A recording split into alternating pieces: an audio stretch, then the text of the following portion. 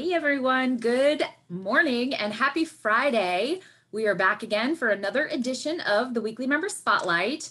I am so excited to be here today. I'm always excited to be here with y'all. But today I am sitting down with a friend of mine who I've known for quite some time in the industry, but we've had a little hiatus of connecting. So I'm not exactly sure where he is in life and what's going on, but I'm super excited to catch up with him. So we are going to speak to Mr. Drew Greber this morning. And before we get started, first and foremost, welcome, Drew. So good to see you.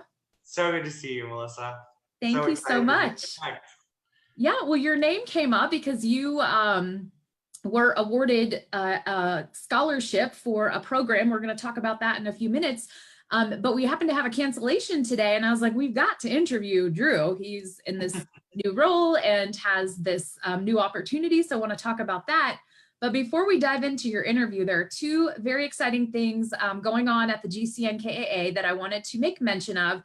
First and foremost, everyone, please, if you have some time this afternoon at 3 o'clock, the National Apartment Association is having a viewing party for Maintenance Mania.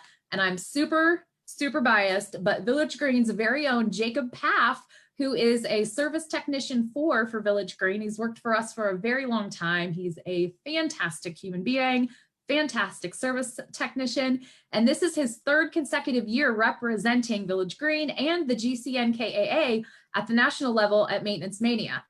So today at 3 o'clock is the viewing party. You do have to register, though it's completely free, and the NAA will send you a link. We have posted it on our Facebook page, and if you need the link again, just reach out to Michelle at the GCNKAA office, and we can get that to you. But it's today at 3 o'clock.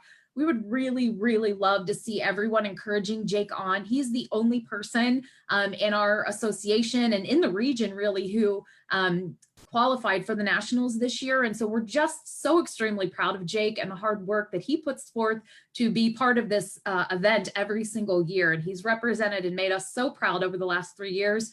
We really want to cheer him on today. If you are watching Maintenance Mania at your site, at your office, or remotely, and want to snap a picture of your viewing party, please post it, tag the GCNKAA on your social media post, and use the hashtag GCNKAA Mania. We'd love to see what everyone's doing to celebrate this exciting day for Jacob Paff at the NAA's Maintenance Mania. So wanted to make mention of that. And then last but certainly not least, on our little housekeeping agenda today, we've got the fall golf outing in person live. We're going to have human contact. We're going to get to see each other coming up on September 28th at the Oasis. The foursomes sold out immediately, of course, because everybody's itching to get together and play some golf, but we still have plenty of opportunities for sponsorship, and we would really appreciate your support. And so if you're interested in doing that, again, just reach out to the GCNKAA and we will set you up. All right, that was a whole lot of jibber jab. I'm ready to talk to you now, Drew. So again, welcome. I'm very familiar with who you are, but you are, I think, relatively a fresh face in our association. And I'd love to just invite you to take a few minutes and introduce yourself, tell everyone a little bit about who you are. You're with Sundance Properties now, so tell us about your position and how long you've been in the industry. So I've been in the industry for about 6 years now. Actually, my 6-year anniversary in the industry was September 14th. So wow. 6 years in the industry. I started at the young age of 23. I have a degree in fashion merchandising, so I started as a stylist for J. Crew. Back in the day, they called the stylists at J. Crew very personal stylists. Yes. I was recruited by a marketing director that worked in the industry that wanted me to interview for leasing. And here we are 6 years later. I've traveled across 6 different states and worked in different markets, and I've worked in pretty much every part of the industry, from sales and marketing to operations. I was even a regional for MHPs for a while. So feel like I have a very well-rounded knowledge of the industry now. I've been with Sundance since March, started March 3rd, and it's been a really great experience so far. I oversee about 10 properties, equaling to about 600 units at this point, and it's been real fun. It's been great. Never a dull moment in this business, is it? Never, never. Well, I want to ask you, since you made mention of all of the opportunities that you've had over the 6 years, what would you say from the perspective of sales and marketing to like operations? What do you think has been, what has spoke to you the most? Like which realm of our industry do you feel most connected to? So I think, when I was with you, Melissa, I would have said outreach and marketing was my favorite part of the industry. And Yeah. but I think now that I've explored more operations and explored that, I'm very analytical and I'm very detailed, and I really enjoy digging into the finances, digging into the numbers, and then the analytical part that goes with marketing too. I think that I'm too much of a perfectionist to do marketing on a full scale anymore. I mean, I used to spend hours and hours making like brochures and flyers and this, that, and the other. And now I've found that when I'm doing marketing and stuff, I need some help sometimes. I'll be like, Right. I ask some of the sales associates and some of the property managers, I was like, do you think this is pretty? It's like, 5 years ago, I'd have spent 6 hours on this, and now I don't have time for it. But I think operations has definitely become my passion in the industry, and training and development, really. I really enjoy that part of the industry as well. We get the chance to work with so many different types of people, and we get that chance to make that impact on someone's life. And I think that's what's so awesome about property management is it's such a good industry if you're a people person. And we're all people in this industry, so I feel like everyone is close in the immediate Cincinnati area. We all kind of know each other, and then you're close with your teams, and you have that really collaborative environment. So training and the more analytical part of operations have become my real passion. Well, I love that. And I think, a lot, when I think back on the people that I know and people on my specific team, those of us who had the opportunity to start off in sales and have that perspective before you get into operations, it's a game changer, because unless you rented apartments and worked on site, and you don't really understand that perspective third hand as well as you do firsthand. So, or second hand rather. But that's exciting. I'm super proud of you for the evolution, and excited to see how you continue to grow. If you've done what you've done in 6 years, the next 6 years are going to be equally exciting. So yeah, absolutely. One thing that I wanted to just pause here and talk about, the reason that we're actually talking today is your name came through. The GCNKAA recognized that you were just selected for a pretty honorable opportunity. Would you like to share that with us? Yeah, so I just was awarded the Alex Jacque Diversity and Inclusion Scholarship. I am so excited to take this step to get my CAM and be able to really use that knowledge on my sites, and keep pushing forward and keep that education and keep that development and growth going. It was a fun process. I wrote my essay about how I got into the industry, and kind of where my world came from. And one of the big points that I talked about was when I first went away to college. I don't know if you remember this, Melissa, but I'm a really big mama's boy. So my mom and I went one of the things I like most about you. One of the things my mom and I did is we went up to Indianapolis to find my first apartment. And I just remember thinking it was so glamorous. I thought the leasing agents were just so cool, and they had this awesome job. And for years I was like, oh, I'd really love to get into this industry. But I had that degree in fashion merchandising, and I was like, I'm going to try to do this stylist thing, maybe become a buyer. And it was just that initial beginning of my whole experience with apartments, and just thinking how cool it was. And I was so excited to get into the industry then. Well, congrats on your scholarship. And I know getting an education and having a designation with the NAA is very, very important, and will do wonders for your career. And I think that's really great. And I love the inclusion and diversity program. So very excited to hear how your experience goes with that. And I look forward to seeing you around the GCNKA at some of the classes. So, well, I wanted to get into just a little bit about your experience in the business. What's one of the more memorable stories that comes to mind when people ask you, what's it like to be in property management? So I think the funniest story I can think of was when I was on some of the properties down in Atlanta. We had such a leasing push there, and I was taking a tour. It was about 1,000 degrees outside, like it always is in Atlanta. Right. I had these awesome Jack Spade polka dot chinos. I was pretty well known for my patterned pants back in those days. You sure were. And I took the tour. It was a young couple, probably about the same age as me. Went to walk up to the apartment, lost my footing. I fell down the hill, ripped my pants, the whole 9 yards. Oh my goodness. Was awful. I had bruises all over me. And they rented from me. I was going to ask. I didn't remember if you got the rental. Of course you did. So I did get the rental. However, I'm pretty sure it was a pity rental because they never talked to me after that. A rental's a rental. They didn't come back? No, they never came back. They never that's answered any of my calls, nothing. I was like, oh no. So they must have felt pretty bad for me. Oh my goodness. Did we have this conversation with an owner about what happened with that particular rental? Oh yeah. Yeah. I think at that point it was that owner from New York, and he always talked about my pattern pants too. So I thought he was pretty amused by me rolling down the hill in my pattern pants. That is so funny.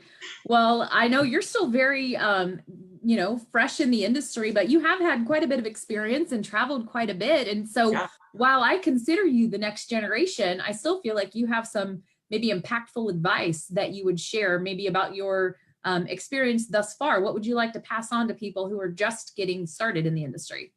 So I think, a lot of us come into this industry wide-eyed and bushy-tailed, and we are so ambitious, and we're so stuck on moving up. And I think the best advice I can give is you have to enjoy every step of the journey, every experience that you do. You need to just enjoy the moment that you're in and not worry about, where am I going next? You've got to enjoy when you're in the moment. There are some days that I look back and I go, God, I should have just stayed a leasing agent. And then there are other days that I'm just like, wow, this is the best opportunity I've ever had. The only other advice I have is every opportunity that you're given, if it feasibly works for you, no matter how challenging or how difficult you think it might be, take that opportunity because you will learn so much from it. That is very sage advice. You're wise beyond your years. Well, I would love to shift gears and get to chat with you a little bit more about personal things. Is that cool? Yeah, I'd love to. All right. Well, first and foremost, tell us about your family. So I'm very close with my mom and my grandmas. I recently had 2 nieces. So Jake's sister, Hannah, had a baby about a year and a half ago. And we are crazy involved with her. She is just the sweetest little thing. One of her first words was George, which is our English bulldog's name. But she calls him Orge. Orge. And sometimes I think that she thinks like me and Jake and the dogs are all just like one entity, and like we're all Orge. All 4 of us are Orge. That makes sense. And then my sister actually had a baby in March, and they named her Sailor. Cute. We've gotten a lot of opportunity to spend a lot of time with them. And then Jake and I have actually started the process of having our own baby. That's so exciting, Drew. I'm so excited for you. My sister, it seems pretty crazy, I guess, at this point, but she is donating an egg for us. We will use Jake's sperm, and my sister is actually going to carry the baby. Really? So, well, that is exciting. Yeah, so it's the closest to biological. Jake and I will have it's such an exciting time because my sister and I look exactly alike. So I love we'll that. really be able to really see each other and the child. Not that that's the most important thing, right? It's just so exciting. And we've tried once, and nothing yet, but we're gonna keep moving on with it, and we already have the name picked out. We're gonna name him. We're hoping for a boy. We're gonna name him Crawford William. Oh, I love that. So my dad wanted to name me Crawford William, and my mom didn't really love it. So I ended up with Drew, which is my great grandmother's maiden name. Oh, okay. So Crawford is a very sophisticated name. I like yeah, that. yeah. And then William after my dad. I love it. Listen, I know someone, a girl, and she was unable to conceive, and she donated her egg, and her sister carried her and her husband's baby, and it was a very similar situation. And I mean, I think anytime, conception is involved and there's extra planning and extra steps, it kind of prepares you with the patience that you'll need for parenthood. So take this time for patience, as just knowing it will come in handy down the road when Crawford is, I don't know, 2. Yep. And testing your patience. Well, one of our owners is getting ready to have a baby as well, and we were talking, and he was asking about how the process went, and I was like, oh, it's kind of expensive, so we want to space it out and take the time we need. And Kim was like, well, get ready, Drew, because they're about $5,000 a day for 18 years. She is not exaggerating. That's so funny. Well, congratulations. That just makes me so happy for you and so excited. Can't wait to watch that journey, and yay, good for you. My son just turned 9, and I can tell you it's literally the absolute best thing ever. Ever. It's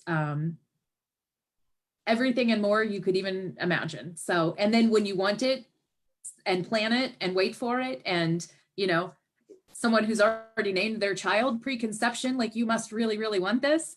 It just makes it so much more, I don't know, gratifying during during their life. Absolutely. I tried for a very long time, so I can relate. All right. Well, anything else about your family before we move on? I think that's about it.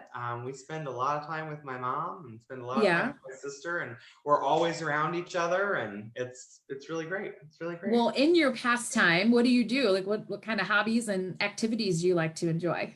So Jake and I recently moved out to Aurora, Indiana. And we live in the historical district, and we spend a lot of time just getting involved in the community. We're involved in the historical society there.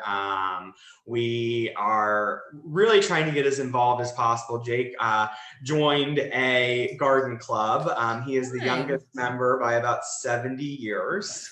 That's hilarious. So Jake joined that, and we've gotten involved in a church there, and we're really excited about it. And then I have 2 English bulldogs. They're like my babies right now, and we do a lot with them. We have an awesome riverside park that is like maybe 100 feet from our house. So we're really just getting out in the community and really learning a lot about our town and all that. Fun. So George is one of your bulldogs. What's the other one's name? So George and Viola. Viola. They're brother and sister. That's adorable. Yeah. They're brother and sister. So we got George first, and then a week later we were like, "Do you have any more? Because we want another one." Aww. And George is your typical English bulldog, super lazy, just kind of does his own thing. And then sometimes I wonder if Viola even is a bulldog, because she gets into everything and is super high energy. You can never get her to calm down. You know what I love about English bulldogs is how when they run, they kind of run sideways. It looks coming at you like at an angle. That's so cute. Well, I wanted to go back really quickly and ask you a question a little bit out of sequence. But one of the questions that we always ask is to share a random fun fact.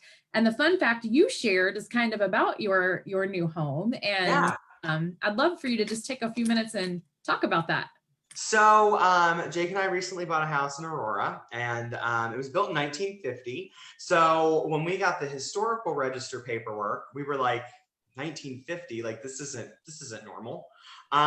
So we did a lot of research on the house to try and figure out who lived there and what their story was, because 1950s usually doesn't qualify as a historical home. Right. And what we ended up finding out is the house was actually built for the owner of Seagram's. his grandson lived in the house. Wow. So I don't know if it was Seagram's himself or his son built this house for their grandchild. And that was like the first house that he had lived in with his family. And it's odd too, because we have in the basement, we have like a almost like apartment setting. And it was where the nanny lived. So it's a really neat house. We were so excited about it before we found out it was on the historical register. But, I'm such a sucker for historical properties, and the whole street has a really interesting story, actually. So several of the homes built from the early 1900s until like late 1930s, I believe, they were actually not real houses. So they built shell houses that they secretly stored whiskey barrels in during Prohibition. Really? That's fascinating. Yeah, so there's about 5 houses on our street that are now functional houses, but at one point were nothing but support walls and a facade. What a cool story. That is really cool. I know Seagram's is an alcohol. Is it like, what kind of alcohol is Seagram's? So I think they're most known for gin. And then they used to be a lot more well known for whiskey. But the the factory is and wine coolers, right? Yes, and wine coolers. But the factory is. But I didn't think they had wine coolers in the 50s. No, I don't think so. Right. That is fascinating and super exciting. Well, I'm happy for you guys. That's quite the change going. You didn't just cross the river, you crossed another state line to go to Indiana, but how far away is Aurora from Cincinnati? Less than on a good day, 30 minutes. Oh, cool. Yeah. So it's like living in the suburbs. I live 30 minutes away from downtown. So exactly. Cool. Well, that's exciting, Drew. All right. Well, are you a reader or a podcast listener? And if so, what's some of the more interesting ones you've found lately? Yeah. So my favorite book of all time is Harry Potter and the Goblet of Fire. Yes. I have read every Harry Potter book probably 30 times. Oh, wow. I've already started getting Harry Potter stuff for my nieces and all that good stuff. So have you been to Universal? I haven't yet. It's been so sad that I haven't made it yet.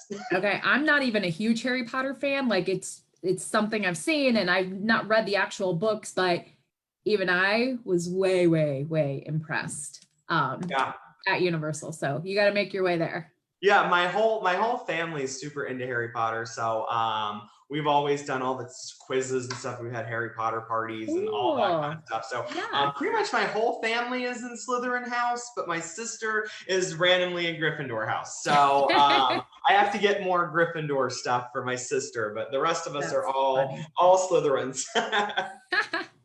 What about any podcast? Are you a podcast connoisseur? So I'm probably the least tech savvy person in my age group ever. But I do listen to a lot of Joyce Meyer podcasts. I think she really knows how to kick you into shape. I feel like a lot of podcasts, are everything's great, everything's perfect. Like your life is just wonderful, blah, blah, blah. And Joyce Meyer's like, buddy, your life's a mess and you need to get it figured out. I'm like, yes. So she is from St. Louis, isn't she? She is, yeah. I remember when I went to St. Louis, for whatever reason, we were in the neighborhood where her home is and they pointed that out and I didn't know who she was. And I remember looking into it. I'm like, oh, okay. So I've listened to her a little bit. Yeah, she reminds me so much of my grandma. That's like how my grandma's tough love is, she's like, if you're upset, it's because of you, get it figured out. Sometimes you do that. Straight shooters. I like that. Well, that's cool. We just added the podcast question because it's funny because some people are either like, I'm an avid reader or I don't read at all, but I do listen to podcasts. People that aren't necessarily the more avid readers want to share what their podcasts were. So we added that on here. And I think if you're not as tech savvy of a person in your age group, it's because you're more of an old soul and a people person. You started off by saying how much of a people person you were. A lot of people your age are like, I don't want any human interaction. I want everything to be automated, and you're the opposite. So there's no harm there. Absolutely. Well, what's one of your favorite foods to enjoy? I'm a big sushi guy. Yeah. And Jake hates sushi. So anytime anyone wants to go out to lunch, I'm like, do you eat sushi? That's funny. Are you like a risk taker with sushi? Are you like, I'll try anything, or do you have a favorite? I'll try anything. I haven't really not liked anything. I try to avoid the ones that are really heavy cucumber, but anything else I'm down for. Fun. See, now I'm the opposite. I'm not a sushi fan at all, but I'll eat like the California roll with all the cucumber in it because it's not completely offensive. Well, that is definitely an acquired taste. So it's funny you and Jake have the opposite. What's his favorite go-to if yours is sushi? Fried chicken. Oh yeah. Yeah, he's a The fried Southern. chicken guy. Yep, yep. That's funny. Very, very different palettes then.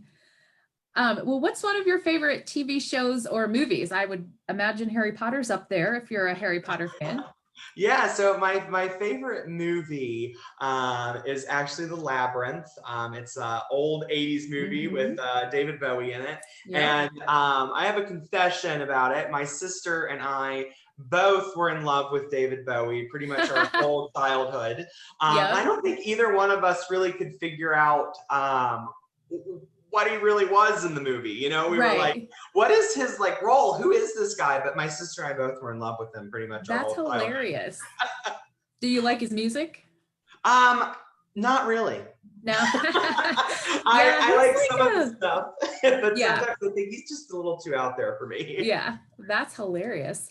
Well, if you could be, and if you have a TV show too, if Labyrinth is your movie, do you have a TV show that is a favorite of yours? So I love The Crown. I probably watched every season 10 times. Really? I'm actually obsessed with the Queen of England.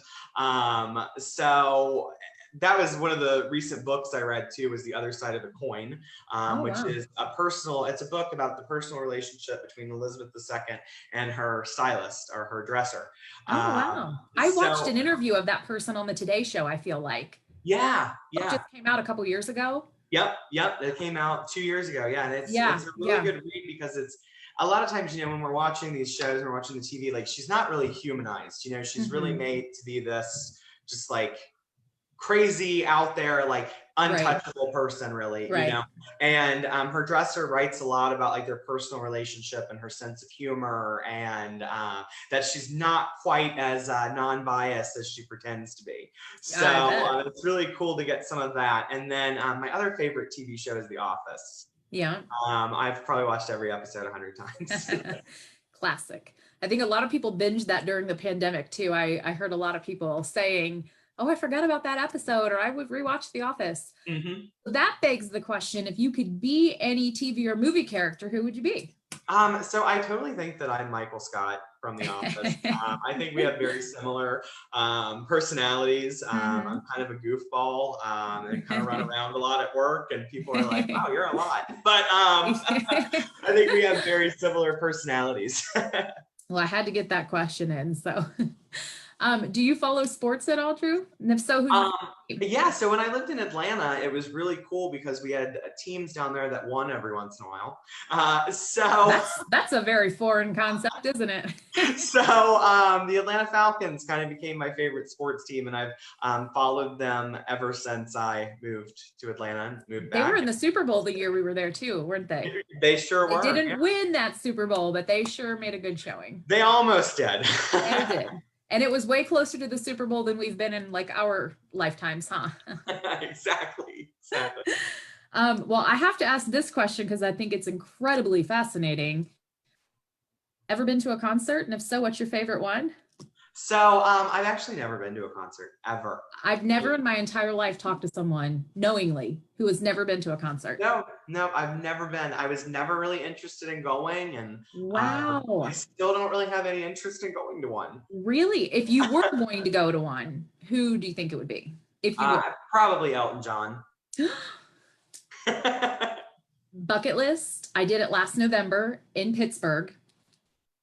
It was, and I set my expectations low because I'm like, he's a very aged man. He has given his life to performing. I didn't expect it to be as overwhelming. And our seats were like not great seats, but they were twice as much as any ticket I've ever paid. Unbelievable. And I think he had to reschedule his Cincinnati and or Lexington tour. So you might have a chance to get to see him when, the pandemic is over. Drew, I've been to like so many concerts, hands down the best, because he's just so good. He is so good. And he's saying just the right mix of his older stuff and newer stuff. And it's just amazing. But I truly cannot believe you've never been to a concert. That blows my mind. It's crazy. My friend Pam, she always says that she has fantasies and dreams that one day Elton John will do a tour with Cher. And I was like, you know what? I don't care what I'm doing. I will make sure we're there together. There you go. That's awesome. Well, hey, when I hear that the Elton John stuff is back on, I'm going to ping you so you don't miss that. Deal. He definitely, he's going to probably expire in his performing capabilities sooner than later. So bless his heart. Did you see that Elton movie, by the way, Rocket Man? I actually started watching it last night, and then Jake found out it was a musical and didn't want to watch it anymore. Oh, I loved it. It's so good. Saw it like the weekend that it came out too. Elton's my all-time fave. All right, well, just a couple more questions, Drew, and I'm going to let you get to your weekend. So if you could be any animal, what would you be and why? So I think I'd be an English bulldog. Yeah. I think we have very similar personalities. Jake used to always joke that I looked like an English bulldog. And then we got George, and George literally looks like a dog version of me. So that's so funny. It's kind of funny because like when we go to the vet or when we're like walking around, like people like double take because it's like I never thought a dog could look so much like me, and people are like, oh, how people say dogs look like their owners. I've seen those pictures on the internet where people do. You should do a side by side and show how your George looks like you. Yeah, it was so funny. We had to have some plumbing work done at our old house in Kenwood, and the Roto-Rooter guy came in and he's like, has anyone ever told you that your dog looks just like you? Did you say that's one of my best compliments, that my boy looks like me? Yeah. That's so funny. All right. Well, two more questions. So first and foremost, what's one of your favorite vacations that you've been on, or do you have a post-pandemic vacation on the horizon? So I think the vacation that I enjoyed the most is last year, Jake and I went to Denver for our anniversary. Yeah. And, we spent a lot of time sightseeing and going to all the different places. We went to a buffalo reserve and some really cool things up on Mount Evans, which was for me kind of scary because of how high up it is. But we had a lot of fun. But I have to say that the thing that I remember the most is we stayed at the Ritz-Carlton downtown, and we ordered these chicken tenders every night, and I don't think I've ever had any chicken tenders better than that, and I don't think I'll ever find chicken tenders better than that. So I still have these weeks where I'm like, God, I really want those chicken tenders from the Ritz-Carlton, and Jake was like, I'm like ready to just go to Cleveland where the closest one is and stay there just to get the chicken tenders. That's hilarious. Oh my gosh, that's so funny. Chicago has a Ritz. I don't know what their chicken tenders are like, but that's a hop, skip, and a jump away too. Yeah.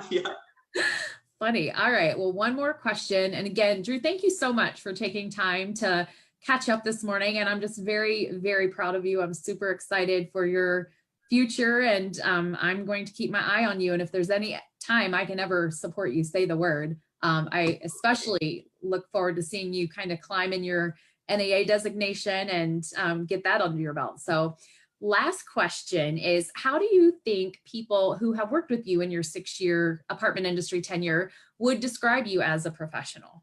So I asked Amy to describe me, and the first thing she said is I'm horrible at describing people. And then she said, I think I would describe you as detailed, honest, and very dashing. So I told her, I was like, I'm going to put dashing in this interview. Dashing. I love that word. There you go. You must. Then, I love it. I talked to Joey Heckle, who I worked with at Haven Park, and she's actually a district manager with Sundance now. So our paths have crossed again, and I asked her, what she thought of me as working with someone, and what she thought of me when I was her supervisor. And she said, "I think you're an over communicator." And she's there like, are worse things to be. And she said that she thinks that I have a very energetic and fun personality. Well, I would add passionate to that, which kind of goes along with the energetic and dashing maybe, but yeah, it's very obvious that you really love people and love what you do. So you, my friend, are in the right industry. And I know you questioned that a time or two, and you've landed in the right place. And I hope that the operations piece of this, because it's almost like, once you know about operations and you understand the big picture and you like have that ability to zoom out, you can't unknow it. And I have often said, if I knew when I was a sales consultant what I know now, if anyone would have ever enlightened me on how impactful I am to the bottom line, and how much real like control and power I have over affecting the financial results, I could have done wonders as a salesperson. So it's fun. I think you're gonna do very well in operations, and I wish you well. Hope that you have a really great weekend, and please share this video and keep us posted as things go along with Crawford and your career. Thank you so much, Melissa. It's been great. All right. Thank you. And please tell Jake I said hello. I sure will. I hope to see you at an event very soon when the world gets somewhat back to normal again. I'm so looking forward to going places again. Same. All right. Well, have a great weekend, and thanks again, Drew. Thank you. Thank you. Bye-bye.